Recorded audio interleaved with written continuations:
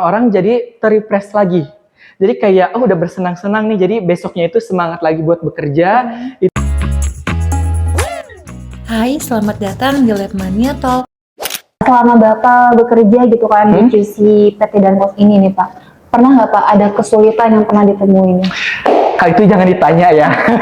Kayaknya banyak gitu ya Pak. Kalau dibilang banyak, ada aja lah pasti kalau kesulitan. Sebenarnya basic-basic aja sih kalau misalkan kesulitan itu. Yang pertama, saya itu pertama masuk ya di 2020 kan baru lulus sekolah langsung masuk ya ke sana. Otomatis dari dari dunia sekolah ke dunia pekerjaan itu sangatlah berbeda ya, beda total. Apalagi kayak di sekolah kan masih kayak pendiam, terus kayak kalau istilah sekarangnya itu introvert lah ya, seperti itu. Nah, jadi kesulitan itu aku pertama awal masuk banget itu sulit berbaur sama orang-orang karena malu aja gitu, takut salah ngomong atau takut salah bersikap seperti itu. Kalau misalkan dari segi lingkungan ya kesulitannya itu. Nah, akan tetapi saya mempunyai solusi. Karena kalau misalkan prinsip saya mengikuti kesulitan saya terus, pasti saya gak akan berkembang juga. Kualitas kerja saya kan gak akan naik juga kan. Betul. Seperti itu. Nah, jadi saya memberanikan diri untuk percaya diri untuk bisa beradaptasi dengan lingkungan, kayak berbaur dengan teman-teman, seperti itu, kayak ngajak ngobrol. Terus biasanya kan kadang kita ada istilahnya kayak bonding juga ya. Kadang ada teman-teman yang ngajak main ketika pulang kerja ya, kita ikut aja gitu, meskipun kayak kita belum terlalu akrab, yang penting kita bisa ikut dulu aja. Itu kalau misalkan dari segi lingkungan. Tapi kalau misalkan dari segi pekerjaan, biasanya saya menemukan faktor-faktor yang menjadi kesulitan itu bosannya aja sih menghadapi pekerjaan gitu. Kayak misalkan dari jam 7 sampai jam 4 aku harus kerja, terus kayak pulang ke kosan, seperti itu kan kayak cuma buat makan dan tidur, besoknya bekerja lagi, seperti itu kan bosan banget ya. Tetapi beruntungnya itu saya kerja di mana tempat kerja saya itu bisa memberikan wadah untuk saya bisa mengembangkan hobi juga. Nah, dari sana saya ikut mengembangkan hobi saya, kayak seperti kan saya ngikuti MC juga. Nah, jadi di sana itu diberi kesempatan juga pada saat acara gathering, saya, ayo udah MC aja segala macam. Jadi kayak asik juga gitu loh. Terus kayak ada sarana olahraga juga seperti itu. Jadi itulah kesulitan yang saya hadapi selama ini. Tapi kalau tadi dari ceritanya kayak seru juga Pak ya. Maksudnya nggak cuman kerja, cuman datang kerja pulang, kerja pulang. Tapi kan ada juga saatnya kita bisa mencoba hal baru gitu kan. Hobi-hobi kita jadi bisa tersalurkan. Iya, betul sekali. Kalau misalnya game sekarang kan kita harus Pak? Work life balance. Ya, itu istilah gadget sekarang kan ya. Kita juga tetap bisa buat olahraga. Benar itu. Oke Pak, sebenarnya saya tuh tertarik banget dari LinkedIn Bapak ya terkait micro awards yang diadakan oleh PT Danfoss gitu Pak. Jadi setahu saya ya kayak award yang kayak gitu tuh tidak terpaku hanya di tempat kerja saya aja. Tetapi kayak di lingkungan industri-industri yang lain pasti ada yang kayak gitu. Namun cara penyampaiannya atau cara mengimplementasikannya itu berbeda. Nah, jadi di tempat kerja saya itu dari sistem manajemennya itu jadi ada kayak penghargaan seperti itu, kayak supervisor of the month, ada employee of the month, ada best capa, best konim, atau kayak orang dia yang mempunyai improvement terbaik seperti itu. Nah, terus itu kan kalau misalkan dalam lingkup manajemen perusahaan ya, satu perusahaan kan terlibat mendapatkan kesempatan juga. Otomatis dari sub-sub departemen itu kayak gue gak mungkin deh gue menang, karena kan banyak juga gitu saingannya, apalagi banyak senior yang udah puluhan tahun juga kerja di sana seperti itu. Nah, maka dari itu kita mengimplementasikan ke subdepartemen, salah satunya di QC mikrobiologi. Nah, jadi awal mulanya ini terbentuk acara ini seperti apa. Jadi pada saat pergantian tahun di tahun 2024 dan tahun 2025 ini, kita kan udah penutupan akhir tahun ya, otomatis kayak kita ada penilaian akhir tahun juga, terus kayak pemberitahuan target ke depan seperti apa.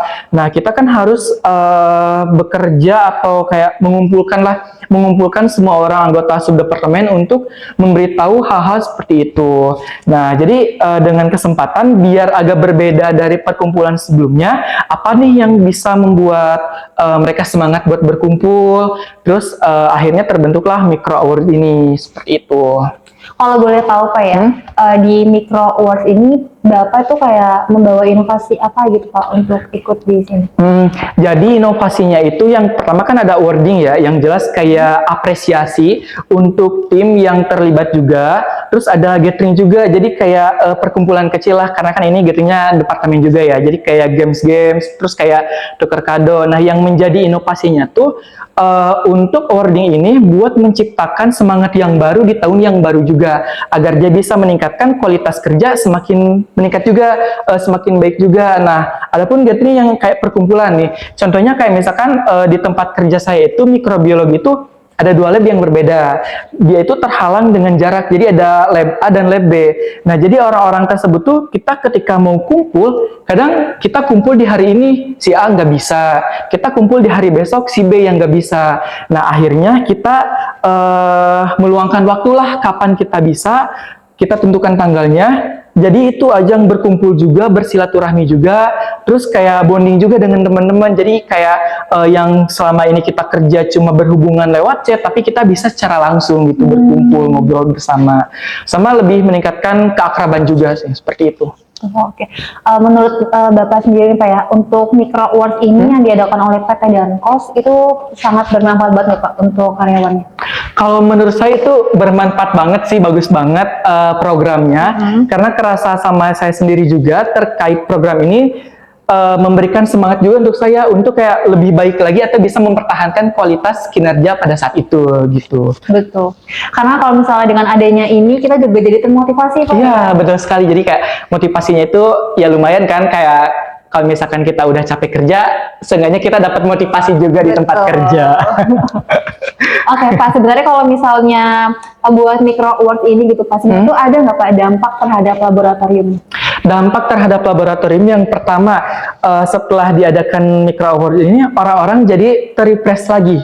Jadi kayak, udah bersenang-senang nih, jadi besoknya itu semangat lagi buat bekerja, itu terus dokumentasi-dokumentasi dalam pekerjaan itu bisa tersusun rapi kembali. Yang semulanya mungkin kayak, males nih buat misi dokumentasi segala macam, kayak para kan hal-hal yang kayak gitu yang sepele tapi namun berujung fatal ya kalau misalkan kita tidak melakukannya. Jadi kayak terrefresh kembali, semangat kembali, yang tentunya dia bisa menunjukkan kualitas serta mencapai target kedepannya seperti apa. Jadi kayak sebagai refreshing juga sih Pak. Iya, Kan, betul juga. karena kan kalau misalnya kita di lab kayak jenuh Pak ya, Iya. kayak kerja kan butuh lah gitu.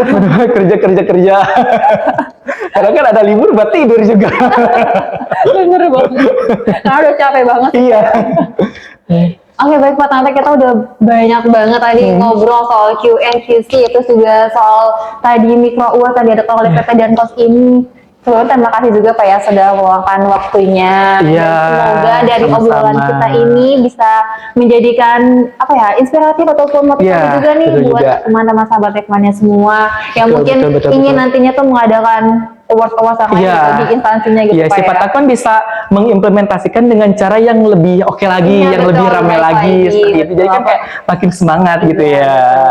Oke, makasih ya Pak Dede. Pokoknya nih benar-benar Rekmania Talk yang sangat menarik banget sih karena obrolannya juga kita sangat mendaging ya. Iya, terus saya juga mengucapkan terima kasih kepada seluruh jajaran Lebmania yang telah memberikan kesempatan untuk saya bisa berdiskusi di tempat ini ya pada pagi hari ini. Tentunya harapan saya sama seperti kakaknya tadi, semoga dengan diskusi ini bisa menjadi inspiratif untuk semua orang, terutama untuk sahabat-sahabat Lebmania, seperti itu. Oke, baik. Terima kasih Pak. Sama. Oke, baik sahabat Lebmania, saksikan terus Lebmania di episode selanjutnya karena kita pasti akan membahas banyak banget mengenai materi yang mungkin sahabat Rekmania semua tuh belum tahu nih, dan juga pastinya bersama narasumber yang expert. Oke, sekian dari saya. Pamit undur diri. Terima kasih.